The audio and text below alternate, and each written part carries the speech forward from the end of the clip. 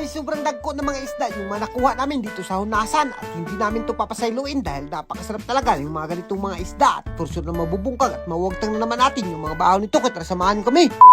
For today's video guys, napakaganda ng panahon at sobrang init kaya napagdesisyon na namin na napupunta na naman dagat at sa puntong ito guys, sasama nga pala namin si Aki dahil matagal-tagal na rin namin hindi nasama si Aki papunta ng dagat at kung nakikita nyo yun guys, talagang sobrang nalilipay talaga si Aki dyan at sa puntong ito guys, napakanako nga pala ng hunas ngayong araw kaya naman andito kami sa bungsod magsurusuroy at timing si Uncle Gudo nakakuha ng bao kaya naman hindi natin ito papasayluin at sa mga hindi nakakakilala ng bao guys, napakasarap nga pala niyan, pinaksiw, tuwa, kilaw at sugba at sa puntong ito guys, saktong-sakto nahapitan ko rin dito si auntie na merong mga lantaka, nangayo ako ng isang buok dyan at saktong-sakto to kilawin guys at sa puntong ito, ubuwi ka na kaagad ako dito sa floating cottage namin dahil naghuwat na sila IB at speaking of IB guys, hinao na kaagad namin yung bao dito para mas mapadali na talaga at baka nagugusla na si IB, impas tayo dyan, iba pa naman yan pag nagutom, nangangagat at sa puntong ito guys, speaking of nangangagat, kinagat ko na kaagad yung inayo ko na lantaka dito, kinilaw ko lang yan at sinima-sima ko lang dahil masarap talaga sima-simain at dito guys sa puntong ito, nagpaksiw nga pala kami ng mga kinuutan ni Gisibet dito na mga isda na manggagmatoy, mga ibis at ayun nga guys, sobrang tuwang-tuwa talaga si Aki dahil nakapunta na siya ng dagat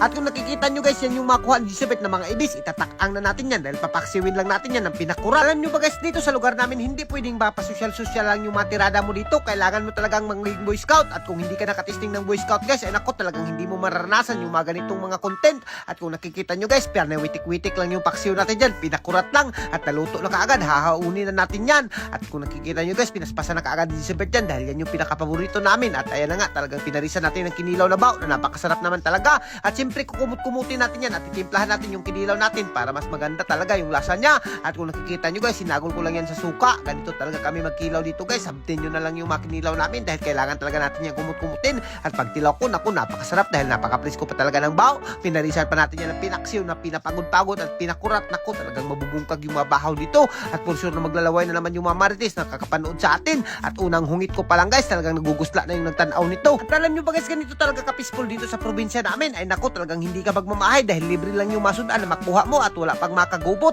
pero doon sa Manila at sa ibang bansa guys at sa kahit sa ang mga syudad ay naku, talagang nagkakagulyang na sila doon about sa pira pero dito sa amin guys, hindi talaga basihan yung pira, ang importante talaga dito sa amin ay makakain kami sa araw-araw at malingaw kami dito sa mga ginagawa namin at ayan nga guys, yung nakikita nyo, libre lang talaga yung mga pagkain namin kaya naman yung iba doon ay nagkakagulyang na pero kami dito pa chill-chill lang at pagkain-kain lang at pati si Aki nga talagang nabubungkag niya na rin yung bahaw at malakas-lakas na to kumain at pati nga yung mga mumhu dinanginot niya na at talagang pinraktisan namin to pagkain ng mga kanin para at least naman hindi siya maging maarte pag dako niya at so ayun na nga guys, bago magtapos ang video na to, gusto ko munang i-shoutout si Ma'am Sara Lopez na taga Leyte, mabuhay ka ma'am hanggat gusto mo at hanggang dito na lang muna siguro kami at kung giganahan ka sa mga video namin, huwag mo nang kalimutan i-like and share para mas marami pa tayong food trip. Thank you, God bless you all, mabuhay kayong lahat yan mga idol hanggat gusto nyo.